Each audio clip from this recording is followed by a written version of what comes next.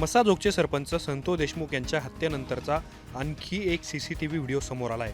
सरपंचाची निर्गुण हत्या केल्यानंतर आरोपी धाराशिव जिल्ह्यात स्कॉर्पिओ गाडी सोडून पसार झाले। वाशी येथे गाडी सोडून आरोपी पळताना व्हिडिओतून स्पष्ट दिसतंय। फरार होणाऱ्या आरोपींमध्ये कृष्णा आंधळे याचाही समावेश आहे। व्हायरल झालेल्या सीसीटीव्ही व्हिडिओमध्ये एका काळ्या स्कॉर्पिओतून 6 आरोपी वाशी शहरात येऊन थांबतात। त्यानंतर गर्दीने गजबजलेल्या रस्त्यामध्ये स्कॉर्पिओ थांबवली जाते आणि 1, 2, 3, 4, 5 आणि 6 असे सर्व आरोपी गाडी सोडून पळ काढतात। आरोपी फरार होत असताना स्थानिकांना नेमकं काय घडतंय याचा अंदाज आला नाही। पण आता व्हायरल होत असलेल्या व्हिडिओमुळे तपासातून काही गोष्टी बाहेर येणार का यावरून चर्चा सुरू झाल्यात।